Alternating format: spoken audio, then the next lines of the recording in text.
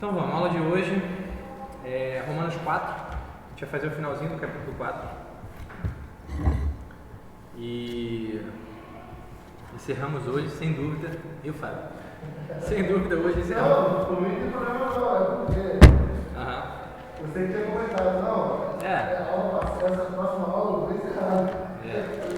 Encerramos hoje, mentira. Aparecendo aquela pregação do Paul Washer. Ele prega 2 horas direto, aí o tempo todo assim, tô quase acabando. Tô quase acabando. Aí tá 2 horas lá pregando. Mas vamos orar então pra gente começar, tá bom? Eu vou orar aqui e você fique aí à vontade. Senhor, muito obrigado por essa manhã. Obrigado pelo privilégio que temos de estar aqui, Deus, juntos como igreja do Senhor, nesse lugar, Deus, que o Senhor preparou. Obrigado, Senhor, porque o Senhor tem colocado pessoas que te amam aqui dentro, Deus, nossos pastores, nossos irmãos, servos. E a minha oração, Deus, nessa manhã é que o Teu Espírito Santo nos conduza na compreensão da Tua Palavra nessa manhã. Nos aquece o coração, nos ensina, Deus, a ver a beleza da Tua Palavra, do Teu caráter, porque o Senhor é assim, Deus, o Senhor é maravilhoso. Fala conosco nessa manhã, em nome de Jesus. Amém. Então vamos, Romanos 4, 18 a 25, sejam bem-vindos, bom dia, podem entrar. Eduardo, você então quer um presente hoje, já que você não pode ler à distância, hoje você vai ler, tá bom? Romanos 4, de 18 a 25. Abraão, contra toda esperança, em esperança creu, tornando-se assim pai de muitas nações, como foi dito sobre ele. Assim será a sua descendência. Sem se enfraquecer na fé, reconheceu que seu corpo já estava sem vitalidade, pois já contava cerca de 100 anos de idade, e que também o ventre de Sara já estava sem repouso. Mesmo assim, não duvidou nem foi incrédulo em relação à promessa de Deus, mas foi fortalecido em sua fé, deu glória a Deus, estando plenamente convencido de que ele era poderoso para cumprir o que havia prometido.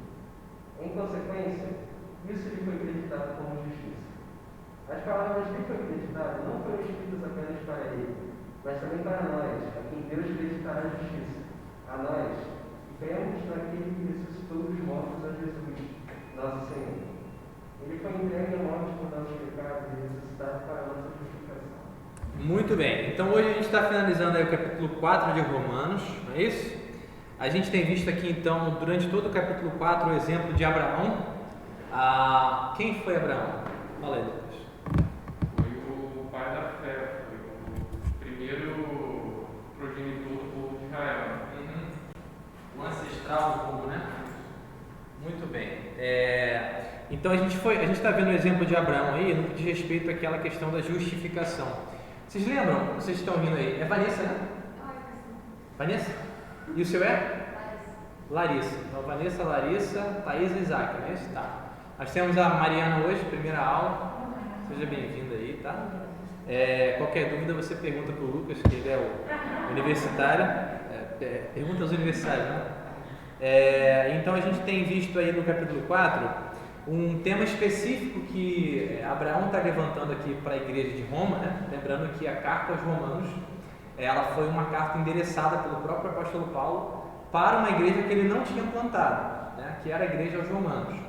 Na verdade, era a igreja que se reunia em Roma, que era composta tanto de judeus, né? O povo israelita ali, tanto de gentios, aqueles que não eram judeus, tá bom? Então ele está escrevendo uma série de coisas aqui sobre Deus, sobre salvação, sobre condenação, tá? E aí a gente está discorrendo até lá o capítulo 16, o ano inteiro, e aí ele chega nesse ponto aqui do capítulo 4, ele já falou lá sobre a questão da condenação de todos os homens, ele já falou sobre como é para ser salvo, lembra disso? Ele fala sobre a justificação somente por meio de Jesus Cristo, e aí ele está começando agora a discorrer sobre conceitos judaicos. Quais são os conceitos que ele está discorrendo aqui? Ele está refutando, né? Está indo contra, na verdade, aquele conceito de salvação por obras. Porque Abraão era o pai da fé. Vamos pensar outro termo sobre Abraão. Ele era o grande exemplo lá, o patriarca, né? O termo que se usa para Abraão, Isaac e Jacó são os patriarcas. Então Abraão era o patriarca, era o primeiro daquela linhagem de Israel. Da onde Deus começou. Bom dia, Mariana. Tem uma xará sua aí hoje, Mariana, tá vendo? Seja bem-vinda. Então, Abraão é aquele primeiro, dele foi que surgiu toda a nação de Israel, beleza? Só que aí o judeu olhava para aquele cara, aquela figura, Abraão, um exemplo de fé e de obediência, e eles achavam que Abraão tinha sido salvo por meio daquilo que ele tinha feito. Eles achavam que Abraão tinha sido considerado justo por Deus, né? Porque ele tinha, de fato, confiado, obedecido. E aí o que Paulo está falando? Ele está tratando justamente dessa questão da salvação de Abraão. Ele fala assim, quando é que foi a salvação de Abraão? Se você olhar lá no início do capítulo 4, ele vai dizer justamente isso. Olha, versículo 2, né? Se Abraão foi justificado por obras, ele tem do que se gloriar, ou do que se vangloriar, né? Mas, na verdade, o que aconteceu? Aí ele traz de volta para a Escritura, né? O que diz a Escritura? Vai dizer que Abraão creu em Deus e isso lhe foi imputado para a justiça. Ou seja, foi a fé de Abraão que fez dele um homem justo. Beleza? Então a gente está nesse capítulo 4 aqui analisando esse exemplo de Abraão para a gente entender o que Paulo está falando aqui sobre a questão da justificação pela fé. E a gente vai entrar em alguns pontos hoje, lembrando lá da história de Abraão mais uma vez, entrando em algumas questões aqui específicas sobre isso, né? Sobre a questão da justificação. A gente vai falar também essa questão da fé que Abraão teve, né? De esperar contra a esperança, para a gente tentar entender o texto. Eu falei também na aula passada o seguinte, qual é o importante das nossas aulas aqui? É que você possa pegar o texto bíblico e não ficar assim, parece que está em outro planeta, né? Você pega lá e sei lá da propiciação, você assim, que negócio é esse, né?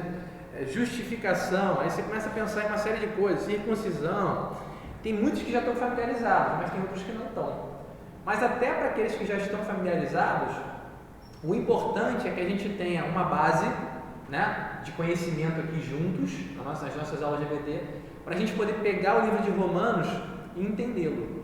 Né? O principal não é a aula de EBD, o principal é a sua rotina com Deus, a sua caminhada, leitura da palavra de Deus, né? Porque é na sua rotina, na sua vida devocional que de fato você vai conhecer a Deus. Isso aqui são ferramentas, né? O estudo, por exemplo, acadêmico, né? Ou específico, mais aprofundado da Bíblia, ele serve justamente para gerar essas ferramentas que facilitam a gente caminhar com Deus, compreender a sua vontade, tá bom? Então esse é um dos propósitos da nossa aula também. E além disso, tornar essa palavra que você passa a compreender em algo prático, tá? Isso é algo fundamental. Eu entendo a palavra para praticá-la, beleza? Então vamos pensar aqui na história de Abraão. Vamos lá. Já deixa sua Bíblia aberta em Gênesis, a partir do capítulo 15, porque a gente vai ter que dar uma olhada aí nessa história de Abraão. Vamos lá. Vamos lembrar da história de Abraão e Sara. Quem puder me ajudar aí em Gênesis 15, já veja aí. Abraão e Sara. Quem foi Abraão? Um homem que foi chamado, né? Deus diz que tirou ele lá de Ur dos Caldeus e fez uma promessa para ele. Aquele homem muito provavelmente era adorador de deuses pagãos, né? O nome dele, Abrão, há comentários que falam justamente que era chamado Pai do Alto, né? Eu até vi na minha Bíblia hoje de estudo, era Pai enaltecido, uma expectativa ou, na verdade, uma forma de se referir a Abraão como um adorador de astros, né? Pai do Alto, ele olhava para as estrelas também com essa conotação. Então, Abrão significa Pai enaltecido, ou Pai do Alto, beleza? E Abraão, Deus então, quando chama ele, coloca mais um azinho no nome dele. E o que significa Abraão? Quem lembra? Muito bem, próximo. Brincadeira. Abraão, então, significou, depois da sua mudança de nome ali, que ele era pai de numerosas nações, né? Pai enaltecido, agora pai de numerosas nações. E era justamente a promessa que Deus fez a ele. Ele chamou Abraão de Ur dos Caldeus e falou o quê? Sai da tua terra, da tua parentela e vai para uma terra que eu te mostrarei. De ti farei uma grande nação. Ninguém lembra da música do Fernandinho aí? Aquela música que ele cantava? Só o pessoal da antiga. Então, de ti farei uma grande nação. Então, o que Deus falou para ele? Olha, agora eu te escolhi, eu vou ser o seu Deus. Vai para essa terra, creia na promessa que eu estou fazendo a você. Beleza? Então, esse foi o chamado de Abraão, na época que ele era ainda Abrão. E aí ele sai da sua terra, da sua parentela, ele começa a peregrinar na terra de Canaã. Lembram disso? Ele não fixou a morada dele em nenhum lugar. Ele era sempre peregrino. Ele ia de local em local, com a sua família, com seus servos, com seus animais. Ele ia peregrinando por aquela terra que Deus tinha prometido que no futuro daria a descendência dele. Certo? E o que foi a grande questão de Abraão, no caso? Ele ouviu aquela promessa de Deus. Deus falou para ele assim: olha, a tua descendência vai ser tão numerosa quanto as estrelas do céu. Aí ele fala: olha para o alto. Não é isso? Quantas estrelas? Aí você pode pensar assim: pô, mas dá para contar fácil, né, no Rio de Janeiro as estrelas, né? 5, 6, 10 que dá para, né? Mas se você sai um pouquinho, né, do centro urbano e você for para um lugar do interior, se você for ver o céu à noite, é um absurdo de estrelas que tem, que você fica até endoidado, né? E isso porque hoje ainda tem bastante poluição e bastante coisa que afetam isso. Imagina naquela época, praticamente sem poluição nenhuma do ar, da atmosfera, né? E Abraão, então, olhando ali para o alto, vendo aquele céu totalmente coberto de estrelas, assim é o que parece que o texto mostra, né? E Deus fala para ele: olha, tenta contar, vê se você consegue contar. E aí, muito provavelmente é uma pergunta retórica, né? Ele não consegue contar. E Deus fala o seguinte: é assim que vai ser a tua descendência. É dessa forma que eu vou te abençoar. Isso é uma promessa de Deus para Abraão. E o que acontece com ele? Ele crê, né? A fé dele, então, faz ele ser chamado de justo. Ele passou, então, a ser primeiro daquela nação de Israel, né? E o exemplo dele é do homem que foi justificado não pelo que ele fez, mas pela sua fé. E essa é a grande tese de Paulo aqui diante dos judeus. Olha, nós, hoje, né, depois de tanto tempo que se passou de Abraão, nós também somos justificados, ou seja, somos salvos da mesma forma. Correto? Então vamos lá. Deus fez promessa a Abraão. Abraão errou no meio do caminho? Quem lembra de um erro aí de Abraão no meio do caminho? Deus tinha feito uma promessa, que ele teria um filho, que daquele filho viriam muitas nações.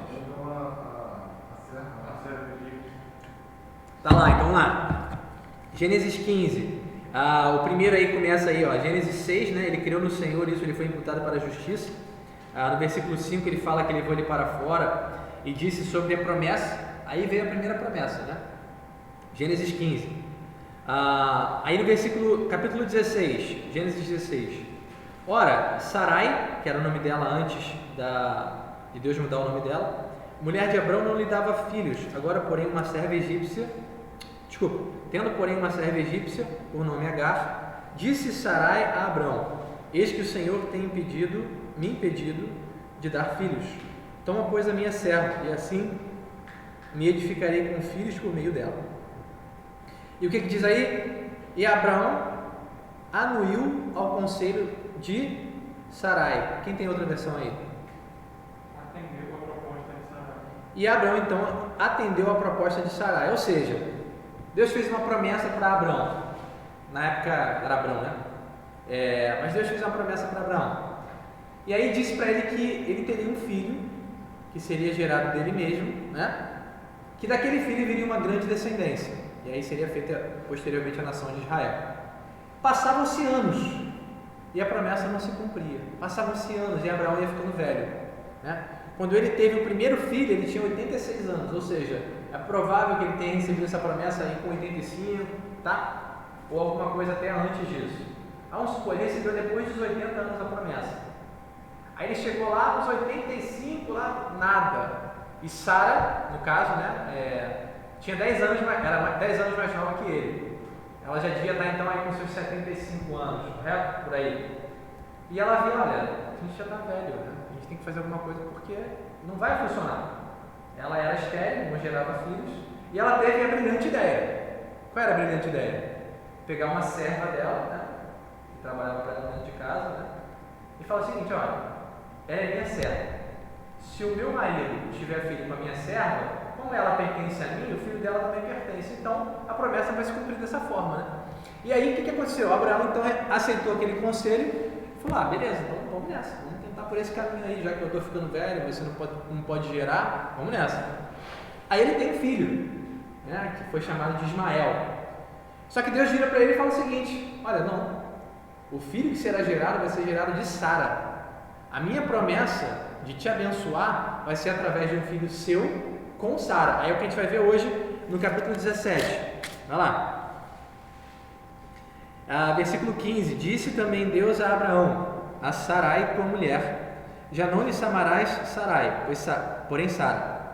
Abençoá-la-ei e dela te darei um filho. Sim, eu a abençoarei e ela se tornará nações. Reis de povos procederão dela. Então se prostrou Abraão, o rosto em terra, e se riu e disse consigo: a um homem de 100 anos há de nascer um filho. Lembra aqui, ele já não tinha mais 86 anos, ele já estava aqui com 99 anos, tá? Dará à luz Sara com seus 90 anos. Versículo 18. Disse Abraão a Deus: tomara que viva Ismael diante de ti. Deus lhe respondeu: de fato, Sara, tua mulher, te dará um filho, e lhe chamarás Isaque. Estabelecerei com ele a minha aliança perpétua para a sua descendência. Quanto a Ismael, eu te ouvi, abençoá-lo-ei, falo-ei fecundo, e o multiplicarei extraordinariamente. Gerará 12 príncipes, e dele farei grande nação. Tá? Então a grande questão é: erraram no meio do caminho? Erraram. Isso invalidou a promessa de Deus por abençoar Abraão por intermédio de Sara? De forma nenhuma. Correto? E a grande questão que a gente vai ver hoje, esse termo, a grande questão, é meio complicado, né? Tudo é a grande questão, né? Você fica viciado. Mas vamos lá. Uma das questões, melhor dizendo, é que Deus escolhe abençoar Abraão por intermédio de Isaque. Quando ele tivesse lá 100 anos, seria o momento em que ele fosse gerado. Beleza? A gente viu na aula passada que Abraão creu no Deus que vivifica os mortos e chama a existência coisas que não existem, né? Quem estava aqui na aula passada? Lucas, Fábio, estava não, Juliana? Abandonou, né? E aí o que acontece? A gente viu lá a questão da criação, né? De Deus gerar do nada, né? O tamanho e o poder de Deus. Não é simplesmente materializar algo, né? Ou teletransportar algo. É gerar do nada. Não tinha matéria na época da criação e Deus, pela sua palavra, chamou coisas à existência, e tudo que você vê hoje no universo provém justamente desse momento em que Deus falou assim: haja luz. Correto? Existam árvores, existam animais, e simplesmente pela palavra dele ser tão poderosa, as coisas vêm à existência, né? Isso são coisas assim, são coisas muito profundas que às vezes a gente não para pensar.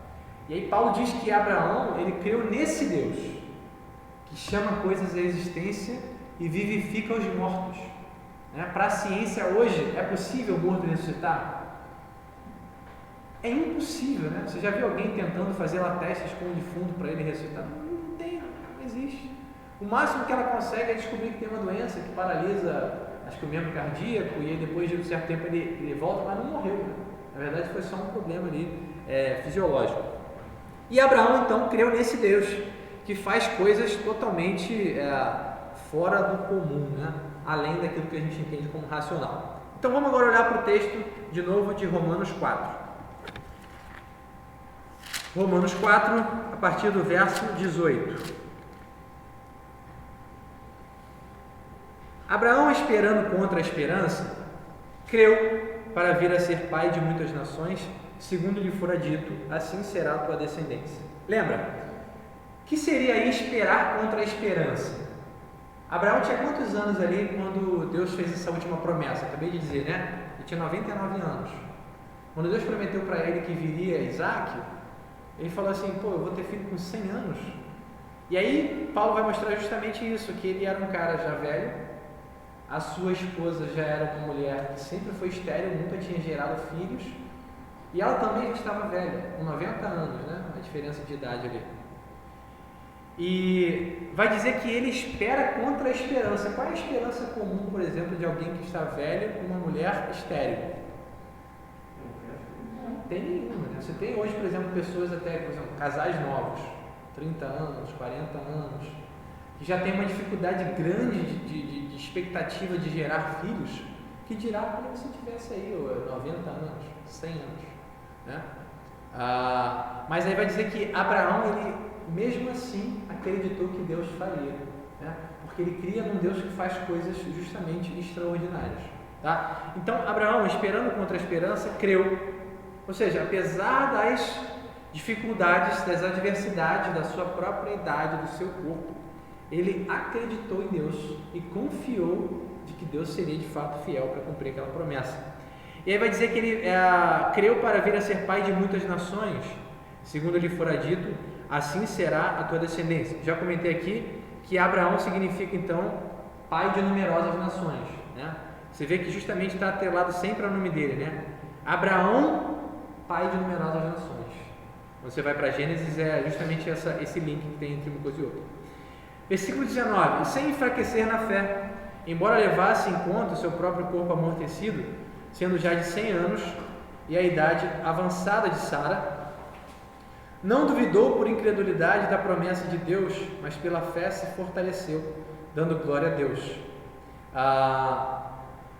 estando plenamente convicto de que ele era poderoso para cumprir o que prometera. Interessante, quando a gente lê esse texto aqui, fala assim, pô, mas cara, Abraão não duvidou por incredulidade? Aí você fica pensando assim, será? Aí você olha para aquele texto que a gente acabou de ler, né? O que aconteceu? Deus vira, faz uma promessa para ele, o que acontece? Ele ri. Interessante, né? Deus vira para ele, olha, ô Abraão, em outras palavras, né? Você vai ser pai com 100 anos. Imagina, Lucas, você ser pai com 100 anos. O que você faz? É interessante, né? Aí Abraão, o que acontece? Ele ri. Pô, mas, senhor, eu tenho 100 anos.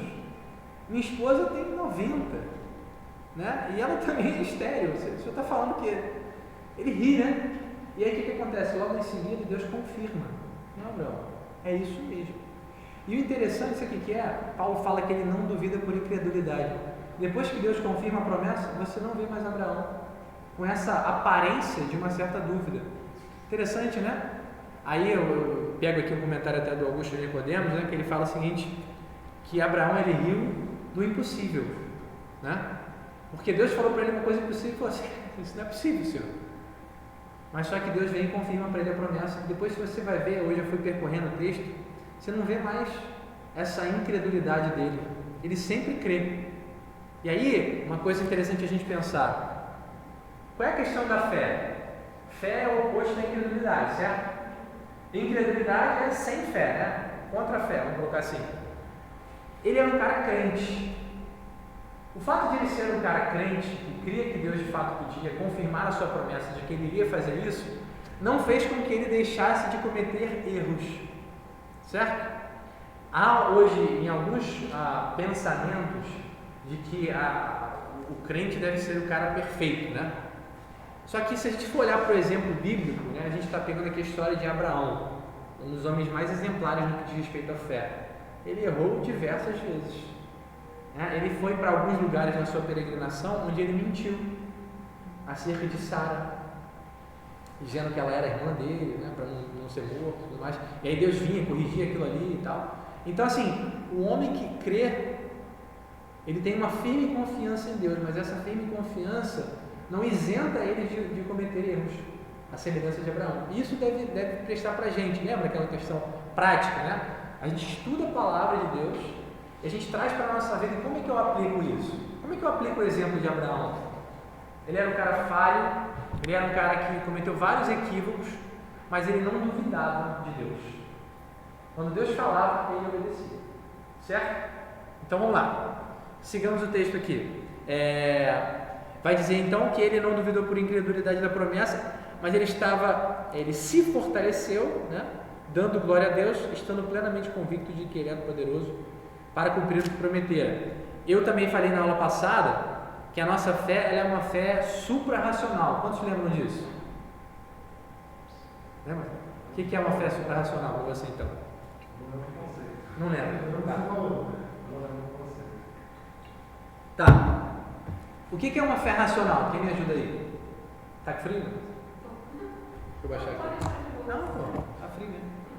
O que é uma fé racional? Quem lembra? É uma fé que se baseia naquilo que a gente consegue ver e comprovar. Uma fé que se baseia naquilo que a gente vê? Tem certeza? Uma fé racional. A sua fé se baseia naquilo que você vê? Não, a fé racional, como um todo. Não, Você vai falar da a fé é racional. Mas o que seria uma fé racional? O que significa racional? Fala aí. Porque fé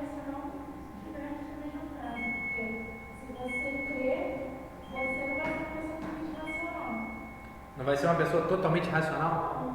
Não. Se você crê, você crê realmente. Irracionalidade é aquilo que você pode comprovar, aquilo que você pode tocar, ver, sentir. No momento que você acredita que você crê, você tem a fé, não consegue acreditar racionalidade no mundo da gente, na nossa sociedade, e fé no caminho assim tão certinho, não. Não, eu não acho que elas sejam contrárias. Eu acho que a racionalidade são diferentes, mas não opostas.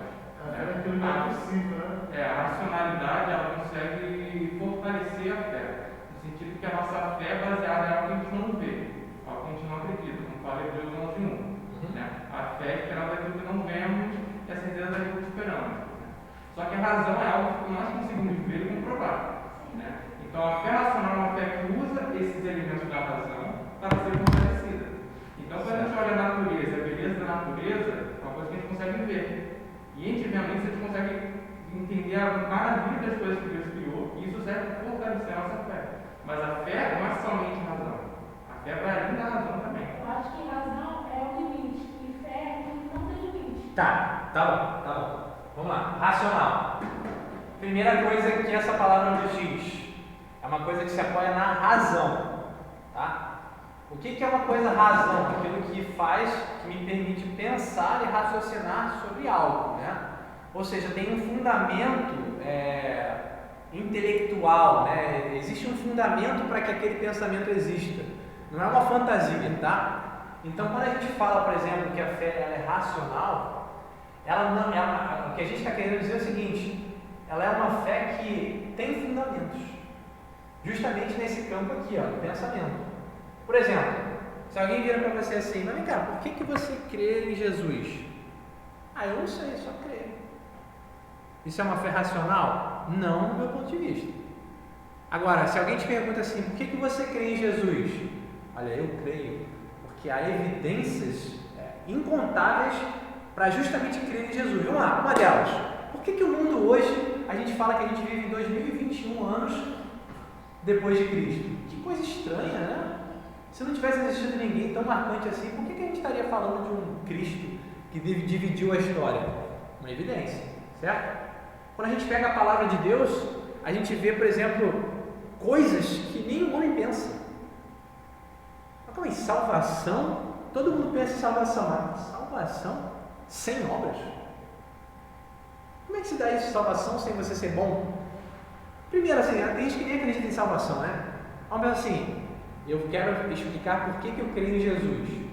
Então vamos lá. Jesus é aquele cara que foi enviado por Deus para salvar os homens dos seus pecados. Assim, pecado, isso existe? Quando eu olho para mim e vejo que dentro do meu coração há um padrão moral elevado que eu nunca consigo atingir, isso me leva à questão de pecado. É justamente o que a gente estudou em Romanos 2. Né? Todo ser humano tem uma lei moral dentro do coração. Por que eu estou trazendo todas essas ideias? A gente tem evidências que nos prendem a uma racionalidade, ou seja, a gente precisa pensar sobre a nossa fé. Ela é uma fé fundamentada em várias coisas. Ela é uma fé fundamentada em eventos históricos. Jesus não foi um fantasma, ele veio, pisou na terra, comeu e bebeu e sofreu. É um evento histórico. E ele falou coisas muito contundentes que as pessoas registraram.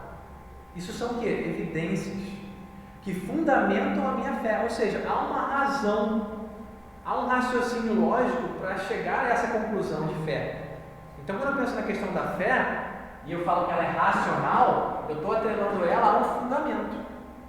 Não é aquela ideia do fideísmo que a gente fala aqui, né? Não é fé na fé. O que você crê? Eu creio, eu sou um homem de fé. Você crê em quê? Eu só creio. Né? A fé, ela não é um fim, ela é um meio. Um meio para quê? Para alcançar alguma coisa. E o que a gente alcança com a nossa fé? Jesus. Né? E a sua justiça, e a sua salvação, e o seu caráter, certo? E através de Jesus a gente chega até Deus. Então vamos pensar na fé racional. A fé tanto é racional que o que a gente está fazendo aqui agora é justamente racionalizar a fé. Né? A gente está estudando a Bíblia. Exatamente. De uma forma que a gente vai compreender a lógica por trás para que isso fortaleça Isso aí. a nossa fé. A razão é justamente isso, a forma de você compreender. Não é uma coisa abstrata. O que eu quero dizer é que a fé, eu entendo, não surge no coração somente pelo lado racional. Eu entendo que tem a parte... Tá, é aí que eu vou chegar lá. Então, isso eu quis dizer. Tá. Então vamos lá, a fé, ela se baseia também na razão, beleza? Aí eu vou juntar o que vocês dois falaram para a gente chegar a um conceito legal. É claro que a fé, ela é racionalizável, né? Vamos colocar assim, ela é racional. Eu penso sobre ela, eu explico o que eu creio, o porquê eu creio. Eu creio em coisas que eu não vejo. Por quê? Porque Deus disse. Certo? Deus disse. Está muito frio aí? Não? Tá. Então, ela é racional. Mas vem cá, como é que faz esse negócio de crer naquilo que é invisível? Aí eu vou para o campo, que eu justamente falei aqui, aí eu vou pegar o link aí do que o Hernandes Dias Lopes fala, né? Ele usa esse termo aqui, ó.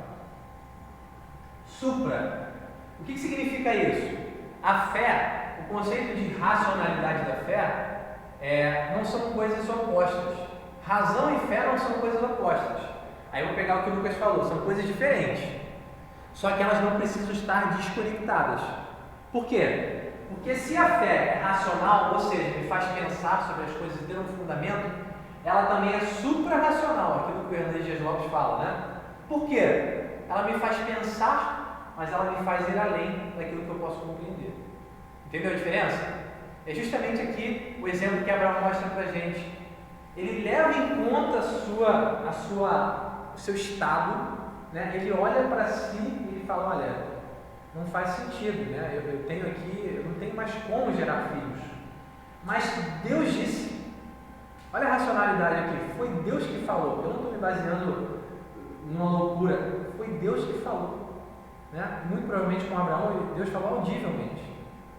Né? Então ele se baseava naquilo que ele tinha falado, no que Deus tinha falado. Só que a questão da supra, né? É o que vai além, né? Está acima da razão, é justamente o conceito de acreditar em coisas que aos olhos humanos são inviáveis. Mas olha o fundamento.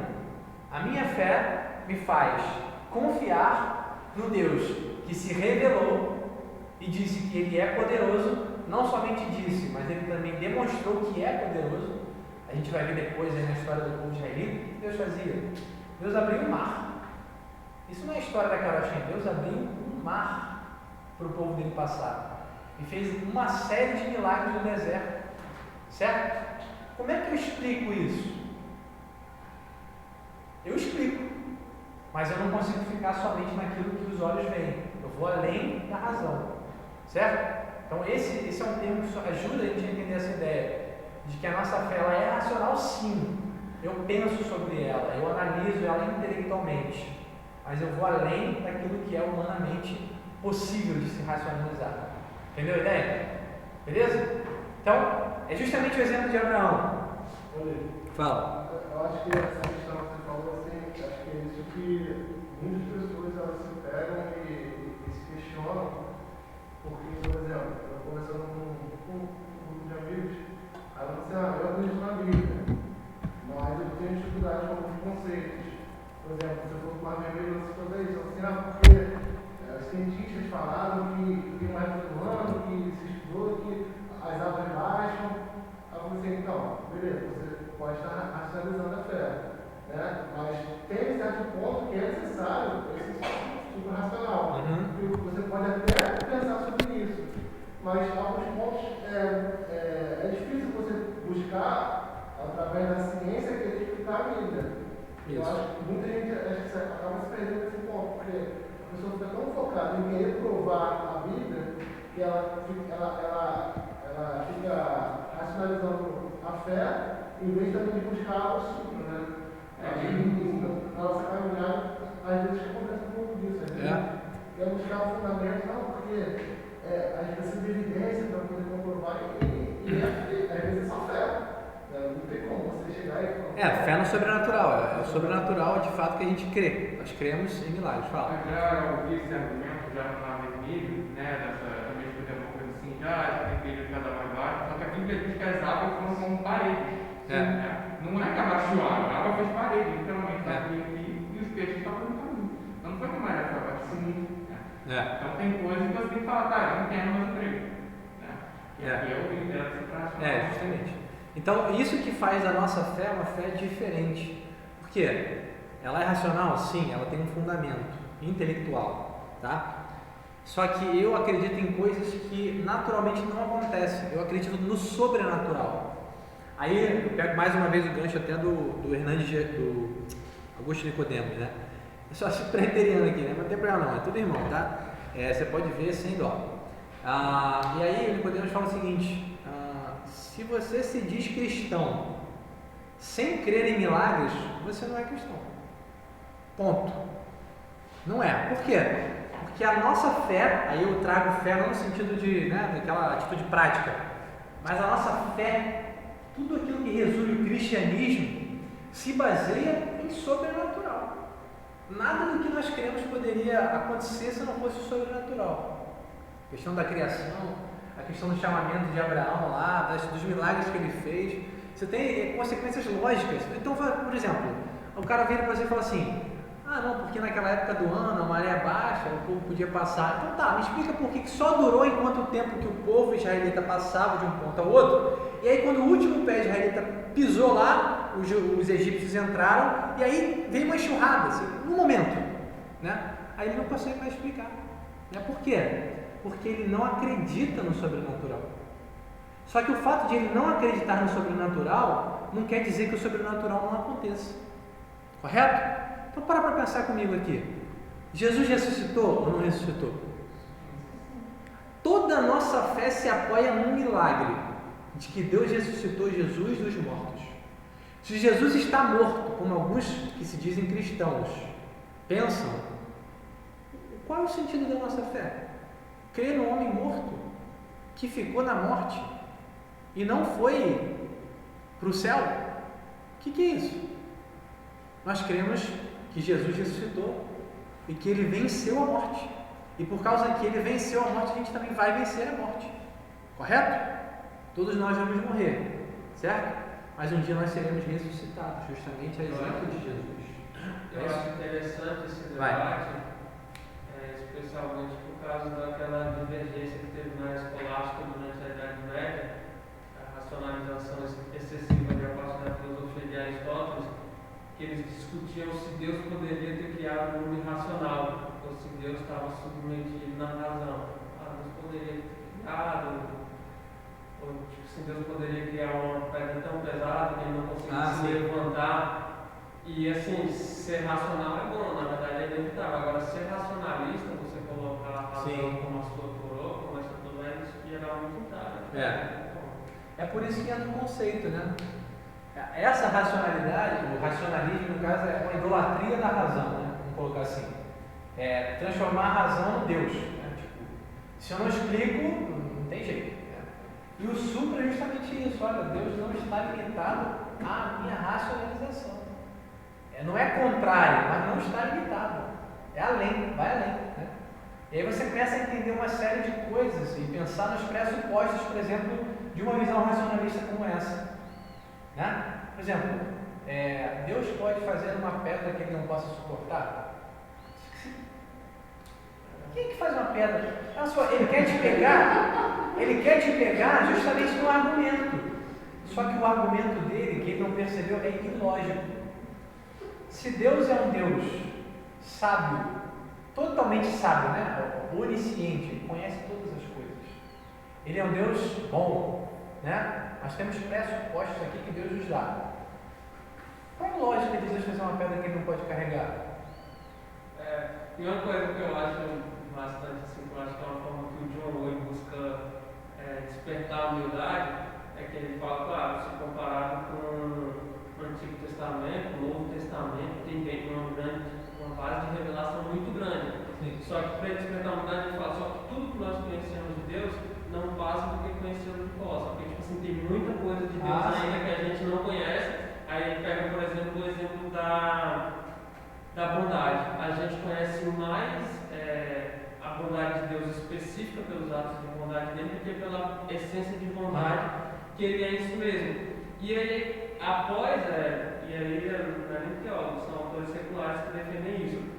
Que, por exemplo, após a peste negra, que era até o momento em que esse racionalismo ali, a partir de São Tomás de Aquino e Agostinho, era muito exacerbado, ele fala que passa a imperar o misticismo, porque a partir do momento que morre muita gente ali, você você estava acostumado com Deus muito racional. E ali 30, 40% da cristandade muda. Não, que Deus é esse? Por que isso está acontecendo? Ou seja, sua fé estava muito baseada na razão. Aí você vai e onde tem a diferença ali entre realismo e nominalismo. Que agora ali eles buscam não mais tentar entender a natureza. Aí de um lado você desbanca ali para o misticismo, ou seja, você tem uma espiritualidade ali, mas que não tem muita razão. Ou você vai para a ciência, a técnica para tentar dominar o que você não entende. E aí, a partir daí, uma nova forma de fazer ciência, não de você conhecer qual é a vontade de Deus ali e entender, mas de você dominar o imprevisível, que aí você já não entende mais nada. Porque me parece que são dois extremos, né? Ou eu racionalizo demais, querendo que só posso racionalizar, ou se eu não consigo explicar, eu me lanço totalmente no sobrenatural, né?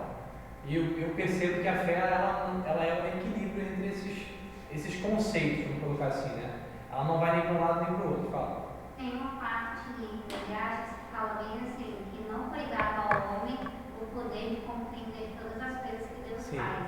Então, acho que justamente sobre isso, a gente às vezes quer colocar tudo dentro da razão, só que não foi dado a nós o poder de compreender tudo. E às vezes a gente tem que tirar um pouquinho dessa coisa de querer justificar tudo pela razão e tentar entender o suprarracional, assim. Sim, ser limitado, não conseguimos entender o limitado. Né? Exatamente. A gente só entende, né, a questão do que Deus revelou, correto? As coisas reveladas pertencem a nós, certo? E o que Deus não revelou? Não pertencem a nós, pertencem a Deus. Coisas que talvez entenderemos na eternidade. Né? Isso traz a gente a ideia de quem Deus é. Né? Um dos caráteres de Deus qual é? Sua infinitude, um dos atributos. Né? Deus é infinito. Seja infinito em poder, seja infinito em conhecimento. Né? Há quem diga que a gente vai passar uma eternidade de eternidades conhecendo a Deus. E a gente nunca vai passar nos pés dele. Por quê? Porque ele é infinito. Nós já começamos a conhecer hoje pela revelação. Né? Mas eu acho que esse conceito, a ideia, né, de que enquanto em vida nós só veremos de costas, né? Uma referência como sendo assim, algo muito limitado, né? Ainda distante. Até achei aqui 1 Coríntios 13, 12, né? Agora, pois, vemos apenas uma lembrança obscura como em espelho, mas então veremos face a face. Agora conheço em parte, mas então conhecerei plenamente, da mesma forma que sou plenamente conhecido. E até porque o espelho, nesse caso, era um metal. Não era um espelho que a gente conhecia. Era um bronze, né? Você não Ele tinha ficava escuro. essa clareza, é verdade. É muito interessante. Então Paulo está falando, a gente conhece hoje só em parte. Né? Mas vamos prosseguir, vocês estão aí puxando demais a sardinha. Vamos lá. Mas eu acho que esse é bom, né? É um debate bom porque isso é muito prático. Né?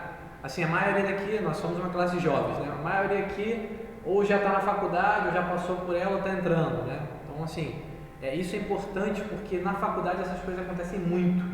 Essas perguntas. E se você parar para pensar, uma coisa que eu tenho aprendido, foque nos pressupostos. Uma afirmação dessa, qual é o pressuposto que se está dando ali margem para aquela afirmação, para aquele questionamento? Ou seja, qual é o conceito básico que ele crê acerca daquela afirmação? Um pressuposto, por exemplo, Deus pode criar uma pedra de que ele não pode suportar? Qual o pressuposto que se baseia nessa afirmação? Um dos pressupostos que ele tem é que Deus precisa ser explicado pela razão. Isso é um pressuposto dele. Qual o meu pressuposto? Professor, Deus não precisa ser explicado pela sua razão. Ele vai muito além dela. E ele vai trazer uma série de outros questionamentos, mas o que é a grande questão que baseia os nossos pressupostos? O que forma os nossos pressupostos? A palavra. Né? Se você eu lembro aqui, na verdade, de um autor, o Franklin Ferreira, né? Ele é um pastor também, batista, se não me engano. Porque assim, a igreja dele não é nem batista nem presbiteriana, é a igreja lá da aliança, um negócio assim, se não me engano, entendeu? Mas a origem dele é batista, tá? E aí ele fala assim, por que você crê na Bíblia? Ou melhor, por que você crê em Jesus, por exemplo? Aí ele fala simples, porque a Bíblia diz. Qual o pressuposto da nossa fé? Por quê? Porque a Bíblia diz. Né? Mas por que você crê na Bíblia? Aí você vai para outras questões, né? Olha, porque ela, na verdade, ela é uma revelação de Deus. Homens morreram por causa dessa palavra. Homens falaram de coisas que eles nem entendiam, mas eles obedeciam a Deus e proclamavam aquilo. Né? Então nós temos muita evidência da nossa fé. A gente precisa estar na nossa vida prática. Vamos continuar. A fé de Abraão, ela foi uma fé genuína. Olha aí para o texto. Versículo 19. Sem enfraquecer na fé, embora levasse em conta seu próprio corpo amortecido, sendo já de 100 anos, a idade avançada de Sara, não duvidou por incredulidade da promessa de Deus, mas pela fé se fortaleceu, dando glória a Deus. Abraão, então, ele considerou as dificuldades, né? A fé dele analisou aquelas dificuldades, mas mesmo assim ele falou o seguinte: não, eu tenho as adversidades, mas eu tenho uma promessa de Deus. E apesar dessas circunstâncias, o que ele fez? Pela fé, ele se fortaleceu. Ele não enfraqueceu, percebe? Isso acontece com a gente, né? A gente diz que crê em Deus. E muitos de nós creem, né? Acredito que todos aqui creem, se Deus quiser. Mas nós cremos em Deus, correto? E aí vem uma adversidade, uma dificuldade. O que acontece? A nossa tendência é justamente essa, né? Enfraqueço. Né? Quando a nossa atitude deveria ser o seguinte: mas Deus falou, Deus prometeu. Há uma dificuldade no meio do caminho. O que eu faço? Eu tiro os meus olhos, aí, gente, não é literal, mas a conotação praticamente essa. Eu tiro os meus olhos das circunstâncias e olho para Deus. Né? Estou vendo as dificuldades. Qual é a dificuldade? Não sei. Às vezes você tem a sua. Né? Às vezes são questões emocionais, questões físicas, de saúde, uma série de coisas. O que você faz diante da adversidade? Eu paro de olhar para ela, né? De supervalorizá-la. É claro que eu considero a dificuldade, mas eu olho para Deus. O Senhor quer de mim diante disso? O Senhor permitiu isso aqui, certo? Se o Senhor permitiu, é porque o Senhor sabe que eu posso enfrentar. Lembra daquela ideia? Deus não permite que venha tentação nenhuma que não seja humana e nos provém um escape de sorte que a gente possa suportar, certo? Então, cada evidência, cada momento na nossa vida, nós somos tentados. A quê? Talvez a incredulidade. Né? Isso é uma tentação. Olhar para as circunstâncias e descrer de Deus. Mas o que eu faço? Eu me apego ao escape, aquilo que Deus me dá para que eu continue crendo nele. Beleza? Então, Abraão não duvidou por incredulidade. A gente já falou aqui da ideia de que ele riu, né? Daquilo que era impossível, mas ele acreditou de fato no que Deus tinha falado. Tanto que você vai ver o exemplo dele. Quem lembra da história aí de Abraão quando ele foi sacrificar Isaac? Gênesis 22, não é isso? Ele pega lá, fala: Abraão, aí, o texto começa assim, né? Depois destas coisas, pôs Deus à prova Abraão e disse: Abraão, vamos lá, sacrifica o teu filho agora, que eu quero. O que Abraão fez? Ele não questiona. Ele pega, levanta cedo e ele vai para o monte que Deus falou. E ele vai lá com o quê? Com um cutelo para sacrificar o filho dele. E o interessante, né? Apesar dessa pronta obediência de Abraão, é que quando você vai, se você vai lá para o texto de Gênesis 22, vamos correr aqui, Gênesis 22, tem uma afirmação muito contundente aí, ó,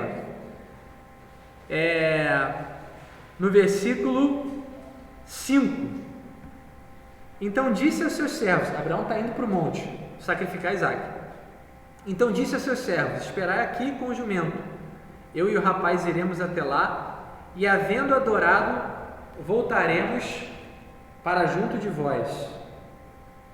Interessante aqui que mostra para a gente um caráter da fé de Abraão. E aí, como é que a gente vai compreender essa afirmação dele aqui?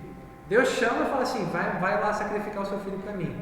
Se Isaac sacrifica, quem volta é Abraão, né? Um corpo, né? Isaac morreu. Mas ele fala assim: eu e ele voltaremos para junto de vocês. O que Abraão pensou? Vai lá para Hebreus 11. Hebreus 11, 17. Pela fé, Abraão, quando posto à prova, ofereceu Isaac. Estava mesmo para sacrificar o seu unigênito, aquele que acolheu alegremente as promessas, a quem se tinha dito: em Isaac será chamada a tua descendência. Olha o versículo 19. porque considerou que Deus era poderoso até para ressuscitá-lo dentre os mortos, de onde também figuradamente o recobrou. Abraão recebeu então uma ordem: sacrifica Isaac. O que ele pensou? Assim, cara, há um tempo atrás, acho que Isaac tinha aqui em torno de já era quase adolescente ali, né? E aí Abraão pensa assim, pô, mas lá atrás Deus falou que por meio desse menino faria uma grande nação. Ele era o filho da promessa. O que Deus está querendo com esse negócio? Aí o que Abraão pensou? Olha, se ele está mandando sacrificar Isaac, então Deus é poderoso até para ressuscitar ele dentre os mortos. É o que Deus acabou de dizer, né? Abraão acreditou e acreditava que se de fato fosse necessário matar o filho dele, Deus ia ressuscitar, porque Deus não ia deixar de cumprir a sua promessa. Percebe o caráter da fé de Abraão? Ele confiava plenamente no que Deus tinha prometido, certo? E aí o que ele entende depois? Que na verdade aquilo ali era só um teste, né? Era para ver se de fato ele sacrificaria aquele que tinha se tornado o grande amado dele, né? Isaac ali, tá? E mesmo assim ele vai e entrega. E Deus só manda parar quando ele já está aqui, já descendo o cutelo, né? Descendo a lenha, né? Então Abraão é um exemplo para a gente. Ele se fortalece na fé, ele não deixa de observar e considerar as circunstâncias difíceis, mas mesmo assim ele confia na promessa de Deus, tá? E aí, eu vou trazer o conceito de fé aqui por uma questão muito prática, tá? Você talvez já tenha ouvido falar num termo.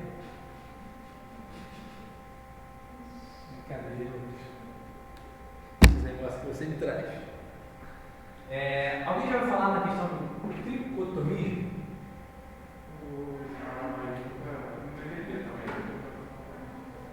Tá, o que seria o tricotomismo? Isaac, vai lá, veja aí.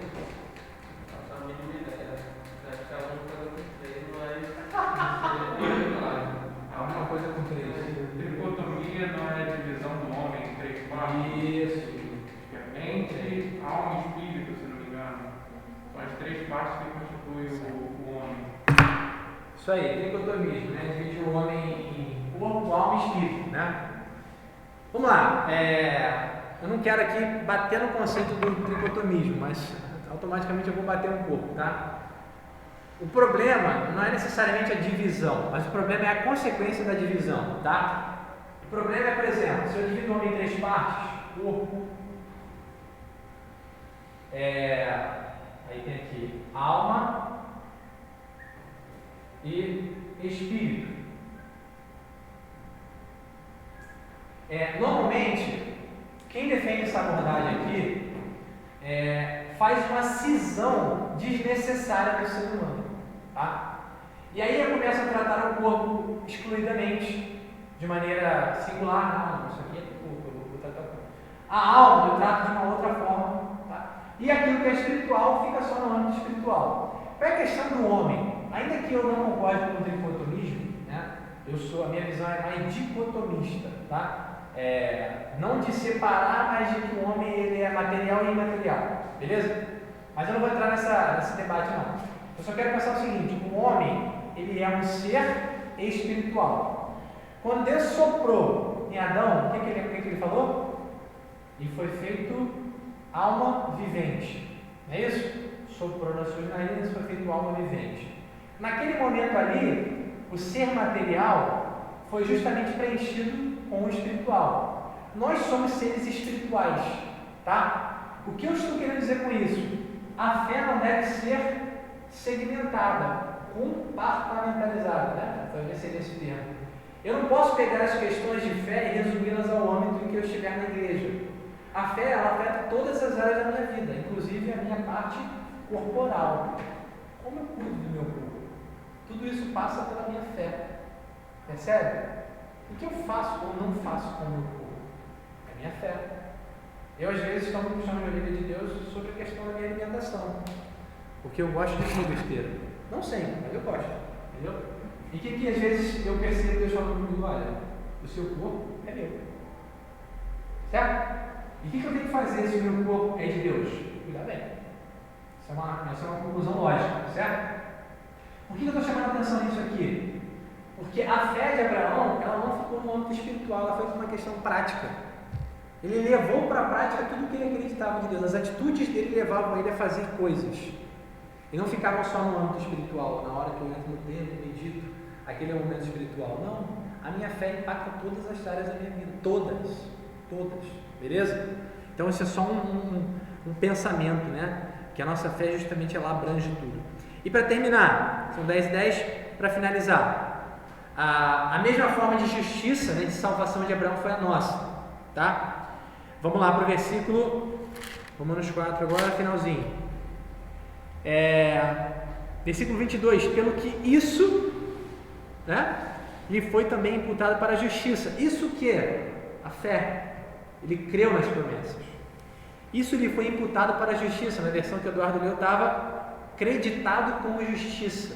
Tá? Ou seja, Abraão recebeu um título. Qual foi o título? Justo. Homem justo, agradável a Deus. Igual na tribo, né? Pajé, homem justo é Abraão. Foi assim, tá? Por quê? Porque ele creu. Ele creu em Deus.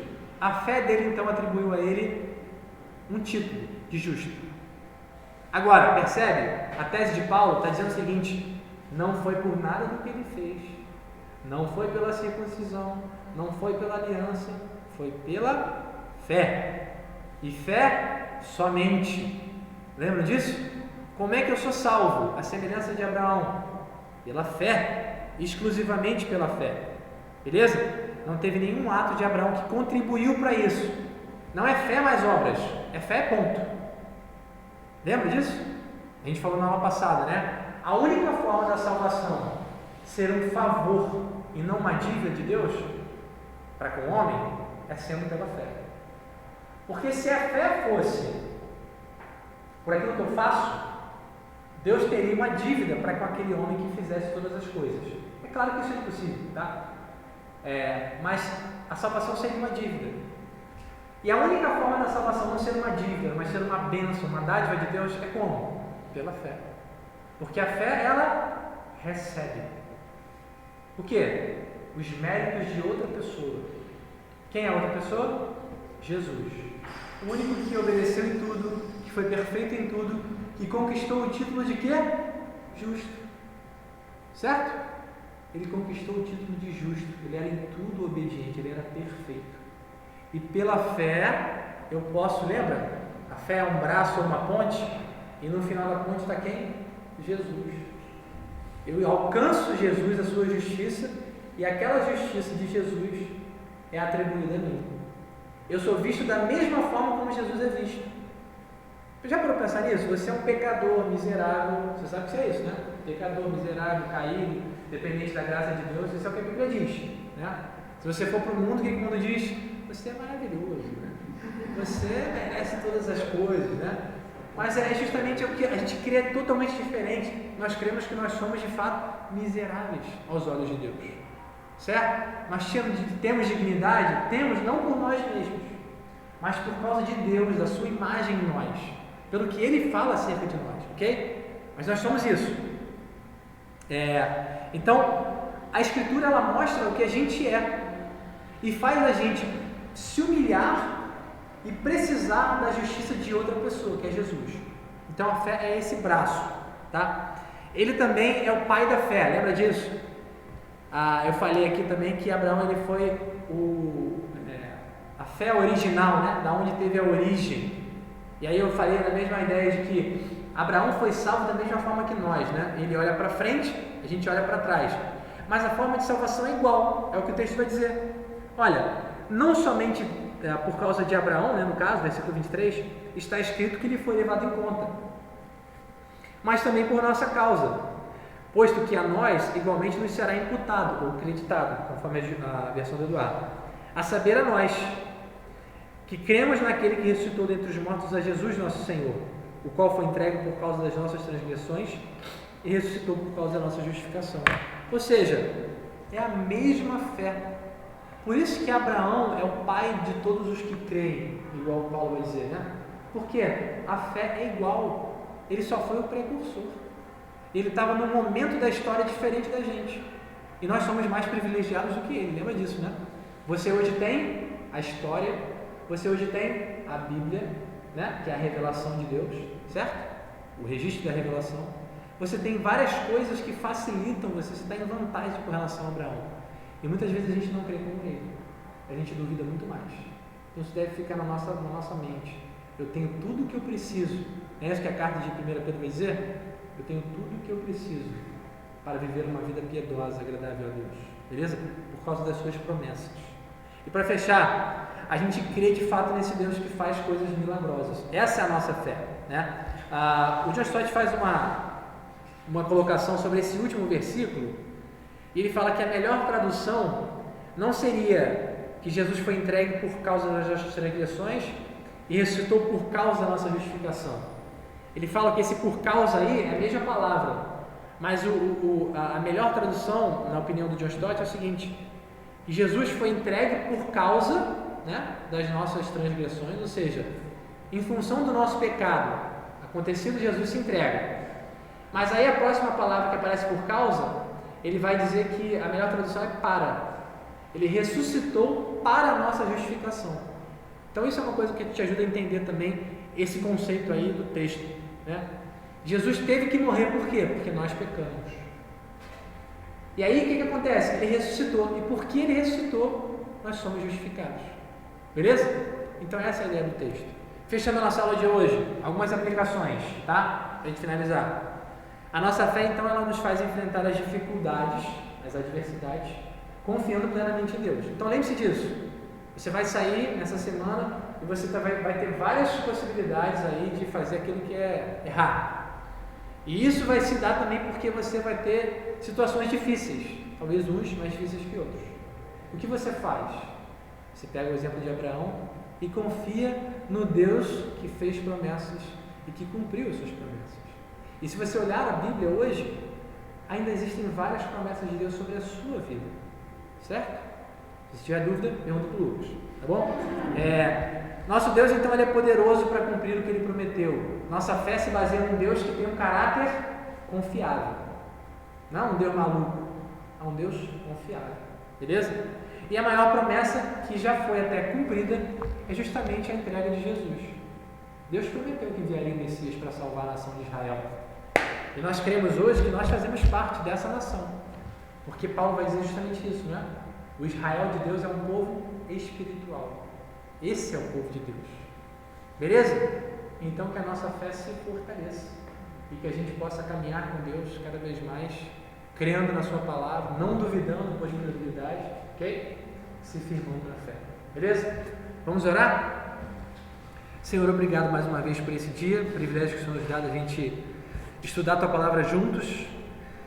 Deus, que o Senhor firme no nosso coração essa certeza de que a tua palavra é verdade, é verdadeira, Senhor, é poderosa para nos livrar, Deus, dos enganos desse mundo e nos conduzir para uma eternidade gloriosa com o Senhor. Nos abençoe nesse dia, nos dá a tua paz, em nome de Jesus. Amém. Então tá, aos que vieram pela primeira vez, seja bem-vinda, Mariana. Qualquer dúvida já sabe, pergunta para o Lucas.